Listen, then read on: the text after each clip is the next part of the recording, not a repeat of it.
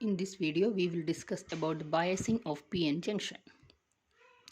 Already we have discussed about what is a PN junction, what are the important mechanisms that occur during the formation of a PN junction. When a PN junction is formed, the charges will cross over the junction, resulting in diffusion. Further, and there will be a development of a potential barrier, internal potential barrier. As a result, there will be a depletion region.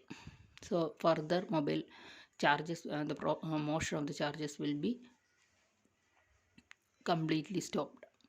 So then what we can do for making the charges move through the region?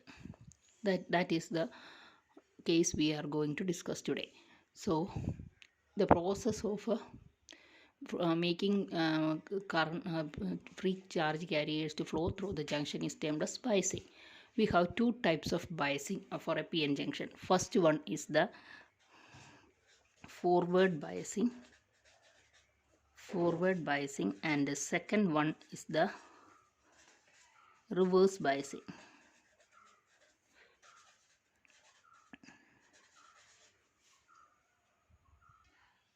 Now, first one, forward biasing. Forward biasing means it is connecting the P junction of the diode to positive terminal of the battery and N junction to the negative terminal of the battery. This connection is termed as forward biasing. So, let's discuss what happens during forward biasing. When we apply forward biasing, that is P junction is connected to positive of the terminal and N junction is connected to negative of the terminal. What happens is that the holes will cross the junction, starts crossing the junction, and electrons will start crossing the junction. How it happens? This positive potential, here it is positive and here it is negative, but there is a depletion region and have an internal potential barrier, which is here it is negative and here it is positive. So when we apply a potential greater than this potential, this positive charge will be high here and negative charge will be high here. So electrons will be pulled towards this positive and electrons will move towards this. That is, a current is established in this circuit. Also, the holes will be attracted towards this negative holes. As usual, we know that holes is positively charged, and due to this potential barrier, the holes, positively charged holes, will be repelled. But when we apply a forward biasing, when we apply a voltage in the forward biasing manner, what will happen is that this negative charge, this negative potential will be very high to attract the holes towards this, and hence a flow of charge is established through the circuit. That means during forward biasing, the width of the depletion region decreases. Width of the depletion region decreases, and flow of charge carriers is established. Okay. So flow of charge carriers is established means the resistance is reduced. As resistance decreases, current flow increases. So during forward biasing, the depletion width decreases and hence the resistance decreases, and hence a flow of current is established through the circuit. So this is the forward biasing. Okay, then let's go to the reverse biasing. In reverse biasing, the P junction is connected to negative of the terminal of a battery and N junction is connected to positive of the positive terminal of the battery. So here what happens? Let's discuss about what will happen. There is a potential barrier here. This potential barrier is such that here is positive terminal and positive potential, and here it is negative potential. When we apply a reverse bias, here also it is negative. This is also negative and this is also positive. So the potential barrier and the applied potential are of having same potentials at the ends. So what will happen is that the resistance increases. That means the width of the depletion region goes on increasing. As the width of the depletion region increases, what happens is that the resistance goes on increasing and flow of current is not possible through the circuit, and during reverse biasing no charge current flows through the circuit, and the reverse resistance is very high. Next, characteristics of a PN junction. Characteristics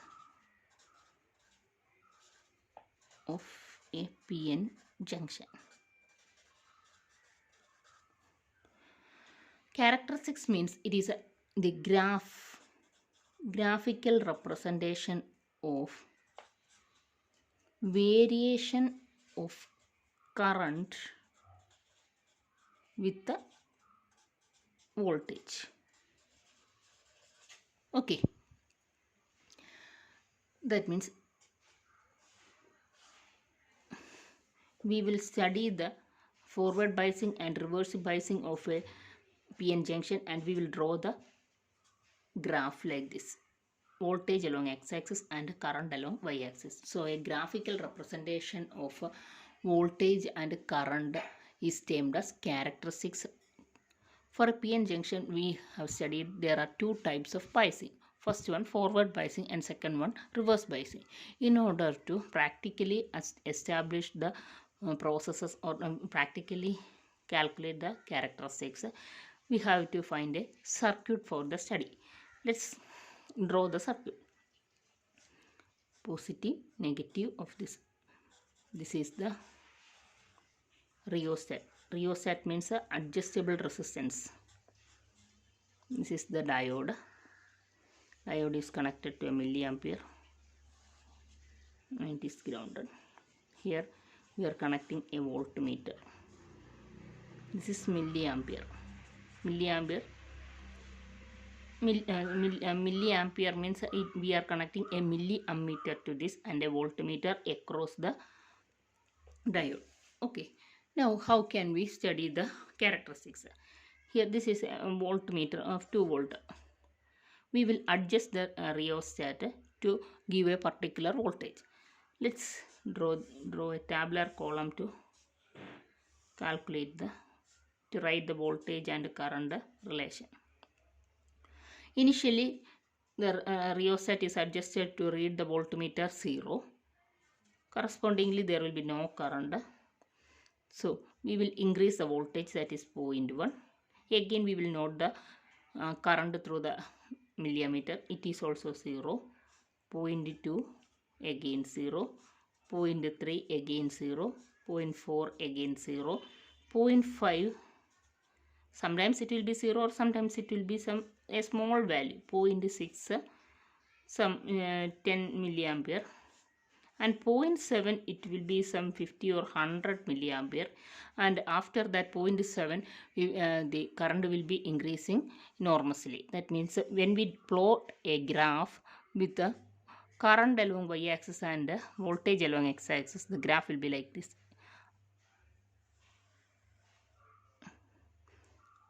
This is the knee voltage, or this is the potential barrier. For a silicon it is 0.7, and for germanium silicon it is 0.7, and germanium it is 0.3. Actually what happens is that this is the potential barrier of the semiconductors. As a given potential, that is biased voltage, increases beyond the potential barrier, the current goes on increasing. That means the resistance decreases as forward biasing, the resistance decreases and the current goes on increasing, and from this portion it will be linear. That means after this knee voltage is the voltage of the potential barrier voltage is the knee voltage. After this it will be increasing and is obeying the Ohm's law, that is V is equal to I into R. But below this it is not a linear curve, but it is a non-linear curve. So this is the forward characteristics of a PN junction diode. Next, about the reverse characteristics. Reverse biasing means when P junction is connected to negative terminal of the battery and N junction is connected to positive terminal of the battery. Let's draw the circuit diagram for studying the negative positive. connected to a rheostat. This, this forms the rheostat. It is connected to PN, and current measuring is meter is microammeter. It is connect. It is ground.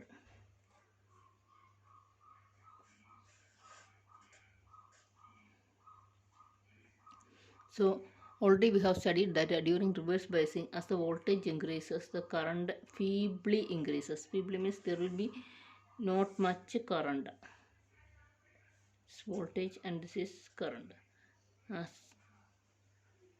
current will be feebly increasing. After a particular voltage, the junction will break down and the current will increase rapidly. This is in the microampere range. So this voltage is the breakdown voltage. After the breakdown voltage, the junction breaks and no current flows through the after breakdown current, the junction will be broken and current will flow. So this is the reverse characteristics. During reverse biasing, the resistance is very high, and that means as we increase voltage largely, there is very small change in current. That means the resistance is very large. So what happens in the reverse bias is that as the reverse bias voltage, as we apply the reverse bias voltage, as voltage increases, the depletion width goes on increasing. After a particular value of the voltage, what happens is that the the charge carriers will be having greater kinetic energy. The applied voltage will be supplying the necessary kinetic energy for the charge carriers. So charge carriers receive high kinetic energy and their velocity increases, and they will start colliding each other, thereby breaking the covalent bond, and more charge carriers are produced, and the flow of current will be enormous, and there will be no further junction at all.